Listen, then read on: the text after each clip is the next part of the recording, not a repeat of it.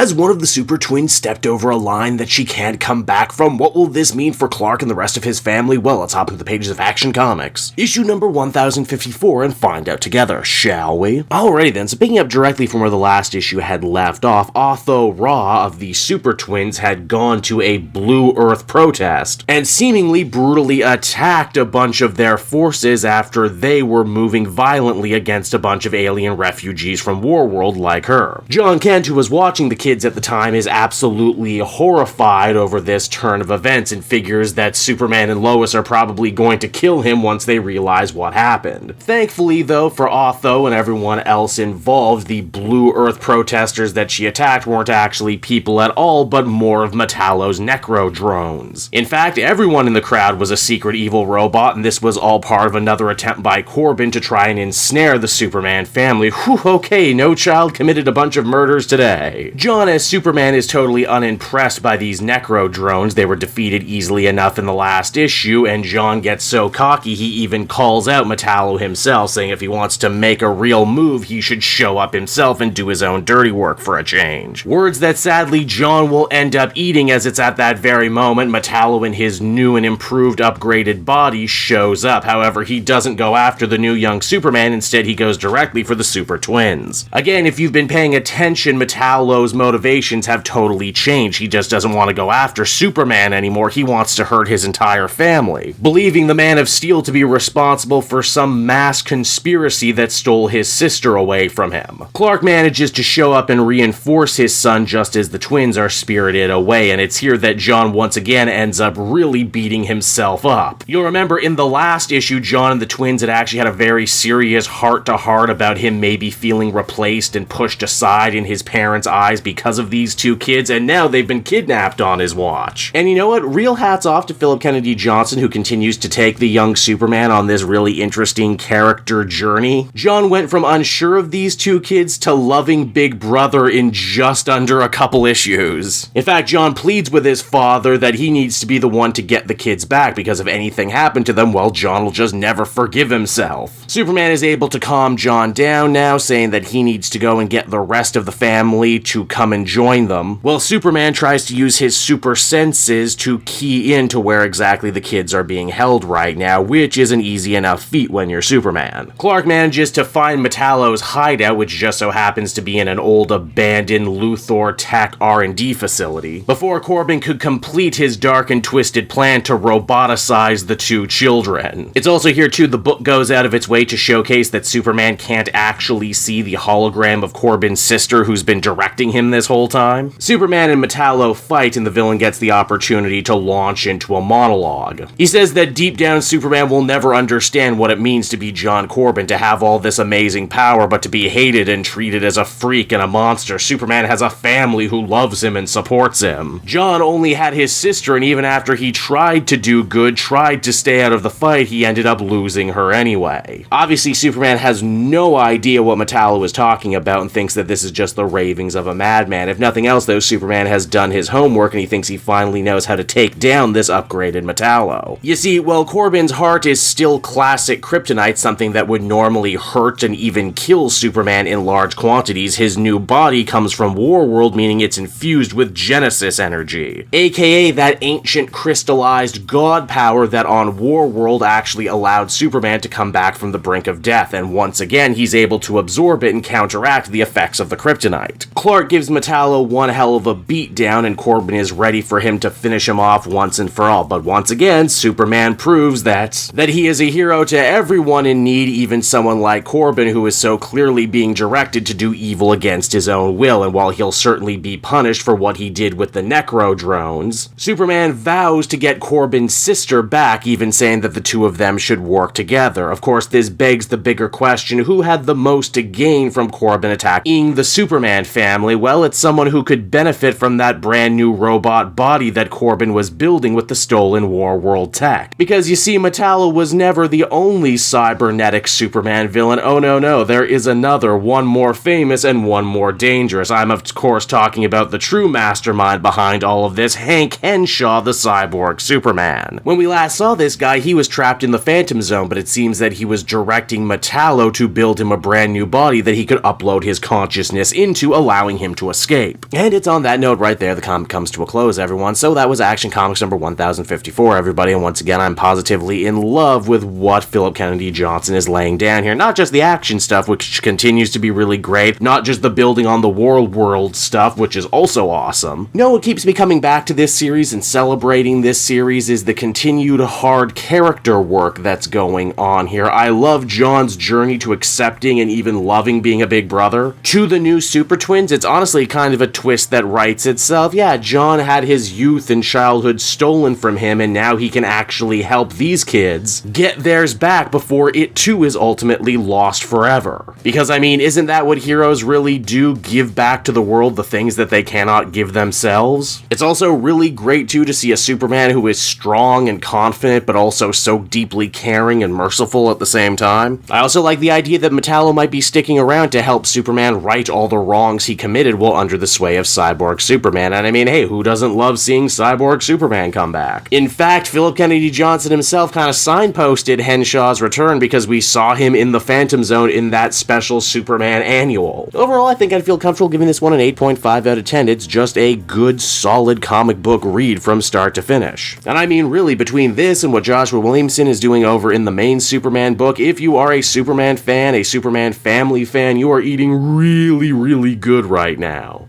Hey there everyone, Cape Jewel again, and I want to thank you so much for watching to the end of the video. As always, if you liked what you see, be sure to like, subscribe, comment. It really helps drive engagement and helps me out too. Also, if you are a patron, which you can become for as little as $1 a month, you will get exclusive content that no one else can ever see, and you'll get to see the Comic Multiverse podcast before anyone else too. You can check out all this and more down in the description. And until next time everyone, this has been Cape Joel, and I'll see you all next time. Cheers.